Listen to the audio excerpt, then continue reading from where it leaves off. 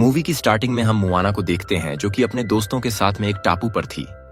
दरअसल वो कबीले को ढूंढने की कोशिश कर रही थी। बहुत से कबीले ऐसे हैं जो खो चुके हैं और कहीं गुमनाम हो चुके हैं।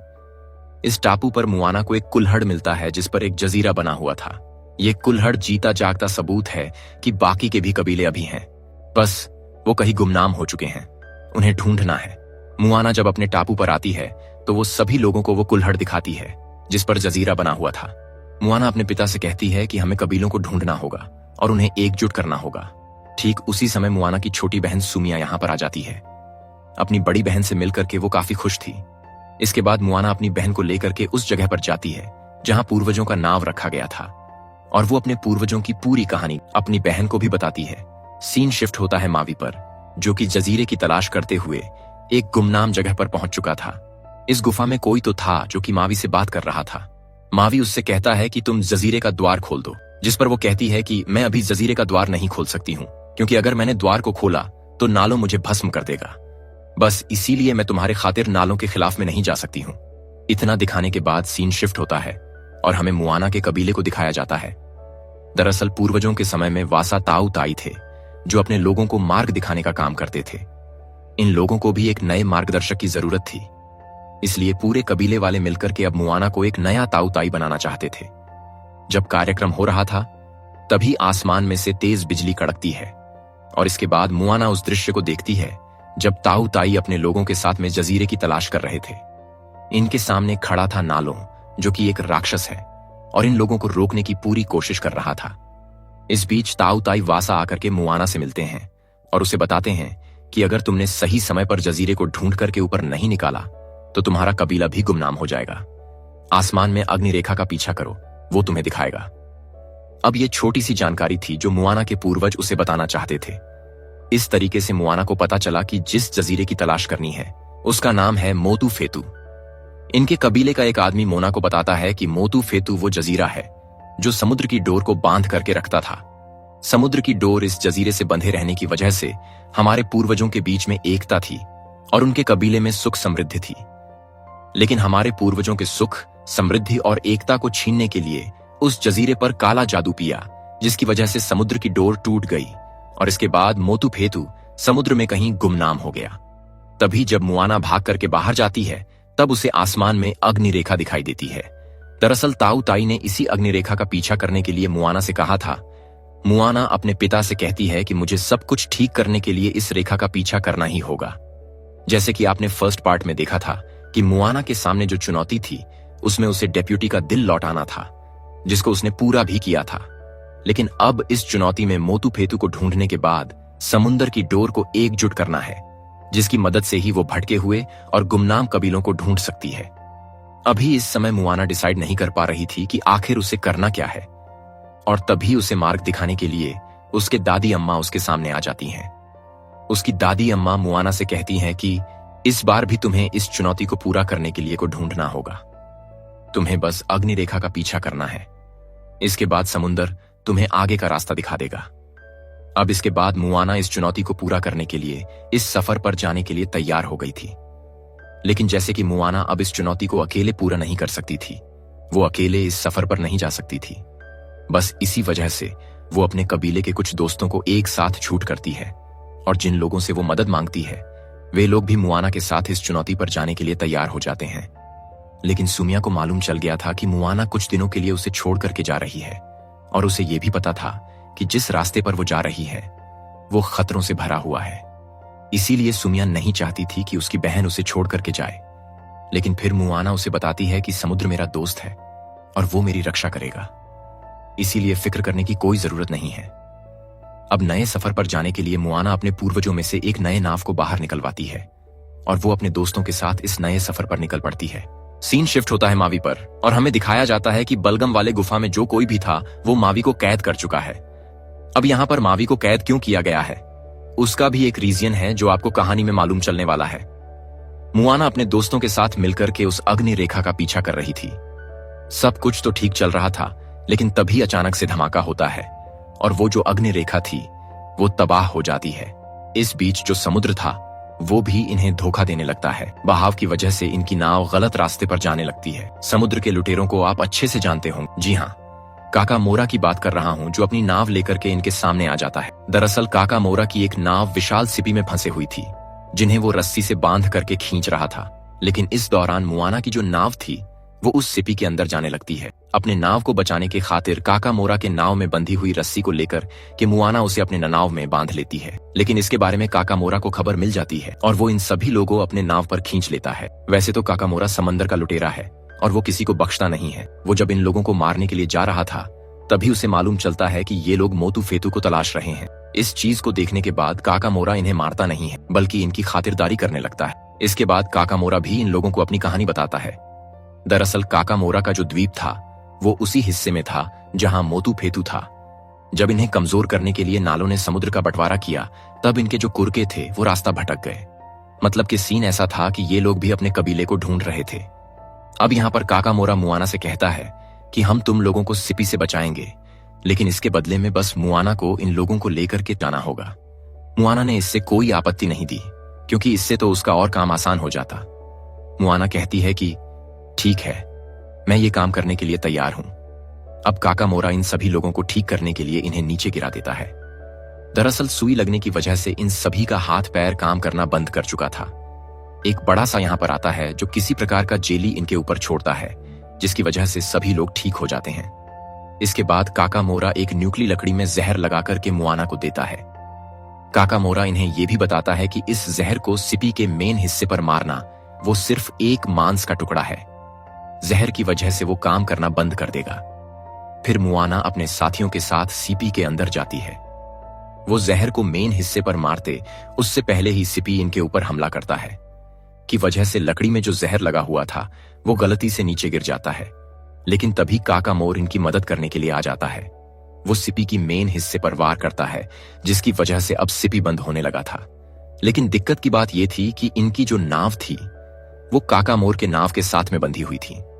अपने लोगों को बचाने के लिए काका मोर रस्सी को काट देता है, जिसकी वजह से जैसे मुआना नाव के साथ सभी लोगों को लेकर के नीचे गिरने लगती है। अच्छी बात यह थी कि जो भी हुआ वो अच्छे के लिए हुआ, क्योंकि इसी बलगम वाले गुफा में मावी भी कैद था। जैसे ही ये लोग नीचे गिरे तभी वहां से मावी भी आजाद हो जाता है। वैसे यहाँ पर कुछ लोग थे जो मावी के बड़े फैन थे। मावी इन लोगों से कहता है कि अब तुम यहाँ पर आ गए हो तो यहाँ से जिंदा बच करके नहीं जाने वाले हो। इतना कहने के बाद वो अपने सूल को ले लेता है और खुद को कांटों से आजाद कर लेता है। लेकिन जब मावी को पता चला कि इनके साथ में मुआना भी आई है तब उसे मुआना की चिंता होने लगती है। दरअसल उसी गुफा में मुआना भी गिरी थी, लेकिन वो कहीं और थी। इस गुफा में उससे मुलाकात करने के लिए आ जाती है। दरअसल ये वही है जिसने मावी को कैद किया था। मुआना को देखने के बाद बतौलगिरी उससे कहती है कि तुम गलत रास्ते पर जा रही हो, चलो मैं तुम्हें सही रास्ता दिखाती हूँ और यहाँ से बाहर निकालती हूँ। ये सुनकर के मुआना कहती है कि आखिर मैं तुम पर विश्वास कैसे कर लूं और मैं कैसे मान लूं कि तुम मेरी मदद करना चाहती हो। जिसके बाद बतौलगिरी कहती है कि मैं चाहती हूं कि तुम मोतू फेतू को ढूंढो और नालों के शराब को खत्म करो, क्योंकि नालों ने मुझे भी शराब दिया है और उसकी शराब की वजह से मैं भी यहाँ कैद हूं। नालों के शराब को तोड़ने के बाद ही मैं यहां से आजाद हो सकती है। बताती है कि अगर तुम यहां से बाहर निकलना चाहती हो तो तुम्हें इस रास्ते को खोलना होगा। ठीक उसी समय यहां पर मावी भी आ जाता है। उसी समय मुआना पतवार से उस द्वार पर मारती है, जिसकी वजह से धमाका होता है और वो द्वार खुल जाता है। द्वार खुलने की वजह से हर कोई उस द्वार के नीचे गिरने लगता है।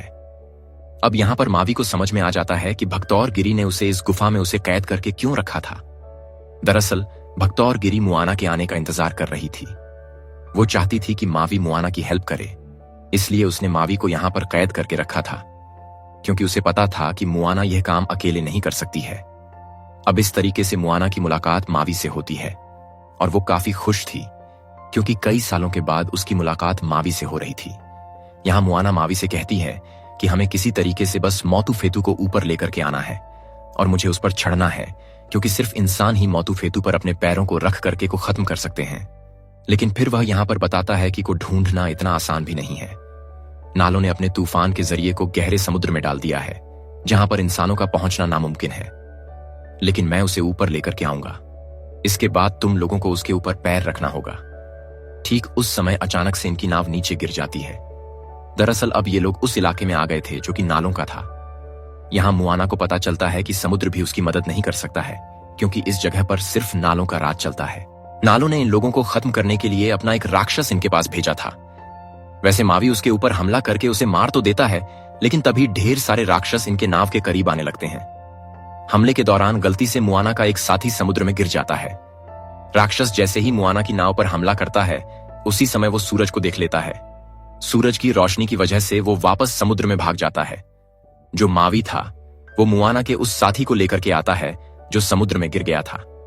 मुआना को इस बात से काफी डर लग रहा था कि कहीं वो अपने किसी दोस्त को खो ना दे। वो अपने दोस्तों के साथ उस टापू पर पहुंच चुकी थी जहां ताऊ ताई वासा का नाव पड़ा हुआ था।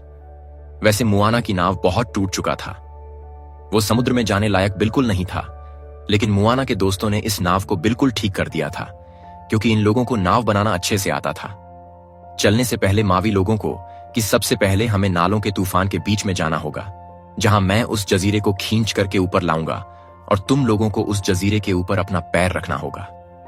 इस तरीके से नालों के श्राप को हम खत्म करके समुद्र की डोर को फिर से जोड़ सकते हैं। अब ये आखिरी पड़ाव था। इनके सामने नालों था और नालों का मुकाबला इन लोगों को अब करना था। अब जो मावी था वो नालों के तूफान को खत्म करने के लिए तूफान के बीच में जाता है, जब वो एक एक करके सारे बवंडरों को खत्म कर रहा था। अब इस दौरान मुआना एक चीज नोटिस करती है, और वो ये थी कि जो नालो था वो मावी पर ध्यान न देकर के मुआना पर ध्यान दे रहा था। वो उसकी तरफ बार बार भाग करके आ रहा था। मावी लगातार बवंडर पर हमला तो कर रहा था, लेकिन एक के बाद एक ढेर सारे बवंडर बन जा रहे थे। अब जब मावी मुआना के पास आता है, तब वो मावी को बताती है कि उसका ध्यान तुम पर नहीं बल्कि हम पर है, इसीलिए हम सभी मिलकर के उसका ध्यान भटकाएंगे और तुम्हें जाकर के मोतू फेतू को खींच करके ऊपर लाना होगा। वैसे इसमें खतरा तो बहुत था, लेकिन फिर भी इन्हें ये तो करना ही होगा। इसके बाद जो मावी था वो नालों के तूफानों के बीच में जाता है, लेकिन इस बार वो उस पर हमला नहीं करता है बल्कि शांत था। नालों का पूरा ध्यान मुआना के ऊपर था, वो उसकी तरफ ही बार बार आ रहा था। जो नालो था वो मावी पर बिल्कुल भी ध्यान नहीं दे रहा था। बस इसी बात का फायदा उठा करके मावी अपने सोल को समुद्र में फेंकता है और मोतू फेतू को ऊपर खींचने लगता है। लेकिन जैसे ही वो मोतू फेतू को ऊपर खींचता है, तभी इसके लिए उसके बारे में नालों को खबर हो जाती है। मुआना अपने साथियों के साथ मोतू फेतू पर पैर रख पाती है। उससे पहले ही नालो मावी के ऊपर हमला कर देता है। इस हमले की वजह से एक जोरदार धमाका होता है। धमाके की वजह से मोहाना की नाव समुद्र में पलट जाती है और सब के सब पानी में गिर जाते हैं। मावी जख्मी होकर के पानी में गिर जाता है। एक प्रकार से मावी हार मान चुका था। अब जो भी करना था वो मुआना को करना था। मुआना के दिमाग में एक आइडिया वो सोचती है कि समंदर के नीचे जाकर के वो खुद मोतू फेतू को छू सकती है, इसीलिए वो समंदर में छलांग लगाती है और मोतू फेतू के पास जाने लगती है। हालांकि इस बीच नालो भी साथ बैठने वाला नहीं था, वो भी मुआना के ऊपर हमला करता है। हालांकि हमला करने से पहले मुआना मोतू फेतू को छू देती है, जिसकी वजह से नालों का जो श्राप था वो खत्म हो चुका था। लेकिन जब मावी को होश आता है, तब वो फौरन भाग करके मुआना के पास जाता है, जहां वो देखता है कि मुआना आखिरी सांसें गिन रही थी, क्योंकि नालों ने उसके ऊपर बहुत ही बुरा तरीके से हमला किया था। मुआना को जिंदा करने के लिए उसके जितने भी पूर्वज थे सभी यहां पर आ जाते हैं। सभी लोग एक साथ मिलकर के मुआना को अपनी शक्तियां देने लगते हैं, जिसकी वजह से मुआना को होश आ जाता है और वो फिर से ठीक हो जाती है। वैसे मावी का जो सुल था वो कहीं खो चुका था, लेकिन सभी पूर्वज मिलकर के मावी का उसका ढूंढ करके उसे देते हैं और उसकी शक्तियां भी उसे लौटा देते हैं। इसके बाद मावी ऊपर जाता है और अपनी शक्तियां के साथ का इस्तेमाल करके फेतू को ऊपर खींच करके लाता है। यहां पर जो मुआना थी वो शंख बजाती है और इसके बाद समुद्र की जो डोर थी वो फिर से एक दूसरे से बंध जाती है। अब समुद्र की डोर बनने की वजह से जो कबीले खो गए थे वो एक एक करके फिर से एक साथ हो जाते हैं। जितने कबीले गुमनाम हो गए थे उन सभी कबीले वालों को लेकर के मुआना अपने कबीले के पास आती है। एक प्रकार से उसके जितने भी लोग खो चुके थे उन सभी लोगों को वो ढूंढ निकाल चुके थे। इसके बाद को कबीले का एक नया ताऊ ताई बना दिया जाता है और यहां पर मूवी का दी एंड हो जाता है। लौटूंगा ऐसी ही शानदार कहानी के साथ। कहानी अच्छी लगी हो तो वीडियो को लाइक करे, सब्सक्राइब करे और अपने दोस्तों के साथ शेयर करना ना भूले। मिलते हैं नेक्स्ट वीडियो में। धन्यवाद।